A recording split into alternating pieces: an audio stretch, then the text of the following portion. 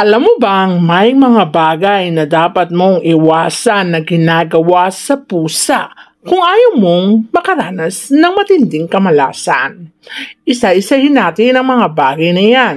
Umpisahan natin sa paggugupit ng kanilang mga kuko. Alam ko naman na hindi maganda na naghahabaan na ang kuko ng iyong mga pusa. Pero huwag mong gugupitan ang kuko ng iyong alagang pusa sa gabi dahil ito ay nag-a-attract ng negatibong enerhiya. At ayaw naman natin na maka-attract ito ng negatibong enerhiya na maaaring makapagdulot ng kamalasan sa ating mga buhay. Ang mga pusa na ating alaga ay malakas magtanggal ng negatibong enerhiya. Ngunit meron din tayong nagagawa sa kanila na maaring mag-attract ng pagpasok ng negatibong enerhiya. Kaya naman iwasan ang bagay na to para makaiwas din tayo sa anumang kamalasan. Pangalawang bagay na hindi mo dapat ginagawa sa alaga mong pusa para hindi makapagdulot ng kamalasan ay ang pagtatali sa kanila. Alam nyo bang mas maganda na ang mga alagang pusa ay malayang nakakagalaw sa loob ng ating mga tahanan? Mas mainam na sila ay malayang nakakapagpaikot-ikot sa loob ng ating bahay. Kapag malaya nila itong nagagawa, natatanggal nila ang mga negatibong enerhiya sa loob ng ating mga tahanan. Sila ay tinatawag na buhay na elemento kung saan ang kanilang mga kilos at galaw ay nagtatanggal ng mga negatibong enerhiya. Pangatlong bagay na hindi mo dapat ginagawa sa alaga mong pusa ay ang pagpapalayas sa kanila. Kahit gaano ba katindi ang nagawang kasalanan ng iyong alagang pusa, ay huwag mong susubukan na sila ay palayasin sa iyong tahanan. Ang pagpapalaya sa ating mga alagang pusa ay may matinding balik sa atin pagdating sa ating pangkabuhayan. Para mo na ring itinaboy ang blessing o swerte na maaaring makamtan sa iyong buhay.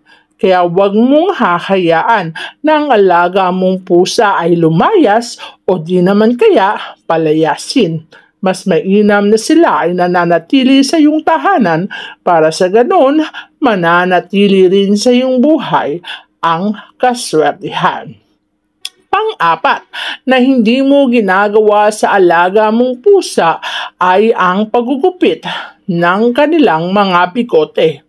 Alam mo ba ang isang bigote katumbas ng isang taong kamalasan? Paano na lamang kung lahat ng bigote ay nagupit mo? Panghabang buhay na kamalasan na ang dadanasin mo. Marami kasing nagsasabi na ang bigote ng mga pusa ang kanilang lakas. Kapag ito ay iyong ginupit, sila ay manghihina at maaaring makapagdulot ng kamalasan sa iyo at sa mga taong malapit sa iyong buhay. Panglimang hindi mo dapat ginagawa sa iyong mga pusa ay hayaan silang tumatabi sa iyo sa pagtulog. Ang buong maghapon kasi ng mga alaga nating pusa ay nagtatanggal sila ng mga negatibong enerhiya. At mga negatibong enerhiya na yan ay maaari nilang maipasa sa kanilang master habang sila ay natutulog. Kaya hindi maganda na ang mga alagang pusa ay katabi mo sa pagtulog. Maaari naman sila sa iyong higaan, ngunit bigyan mo sila ng separate o kaya naman ay higaan para doon sila matulog at hindi mismo sa iyong tabi na maaaring makapagdulot ng kamalasan. Ayaw naman natin na makapagdulot ng kamalasan sa ating mga buhay ang ating mga alagang pusa. Ito kasi ay makakapagdulot din ng kamalasan. Pang-anim, huwag mong hahayaan na ang alaga mong pusa ay haharang sa iyong daraanan kapag ikaw na ay paalis ng bahay. Sinasabi kasing ang paghaharang ng mga alagang pusa sa iyong daraanan kapag ikaw ay umalis ay may katumbas na kamalasan. Maaring may panganib o disgrasyang maghihintay sa iyo sa labas. Kaya naman kapag ang alagang pusa ay humarang sa iyong tarangkahan kapag ikaw ay paalis na ng bahay, ay mas mainam na huwag ka nang tuluyang tumuloy sa iyong pupuntahan. Dahil ito kasi ay maaaring makapagdulot ng panganib sa iyong buhay na maaari mong pagsisihan. Pangpitong hindi mo dapat ginagawa sa iyong alagang pusa ay ang hayaan ang iyong alagang pusa na nakahiga na patihaya. Ang patihayang higa ng mga pusa na yan ay maaaring mag-ubos ng mga kaswertihan sa loob ng tahanan. Na-spread na daw ang mga swerte sa loob ng tahanan na maaaring hindi na mapunta sa kanilang master. Kaya mas mainam na ang mga pusa ay nakahiga ng tama para ang tamang swerte rin ay maibigay nila sa kanilang mga master.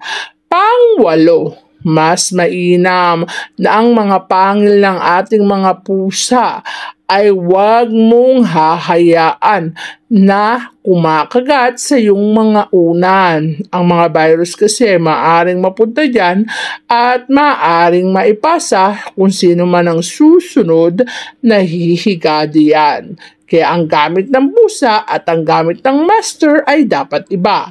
Hindi dapat pinaghahalo at hindi dapat pinagsasama.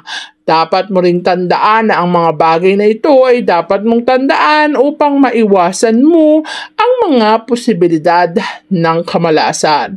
Ayaw naman natin na mangyari o maganap sa iyong buhay ang mga kamalasan na yan. Kaya mas mainam na tandaan mo ang mga bagay na hindi natin ginagawa sa ating mga alagang pusa. Sapagkat ang ating mga alagang pusa ay maswertihan. Pero ang kaswertihan nila ay natatapos kapag meron kang nagagawa sa kanila na maaaring magbigay o makapagdulot ng kamalasan sa iyo, sa kanilang master o sino mang mga taong nakapaligid sa kanilang buhay. Mga pusang nagbibigay ng swerte, maaari ding magbigay ng kamalasan. Kaya ang 8 bagay na yan ay dapat mong tatandaan upang ikaw mismo ay makaiwas sa mga bagay o kamalasan na maaaring ibigay sa atin ng ating mga alagang pusa. Para sa ganun, mamuhay tayo ng payapa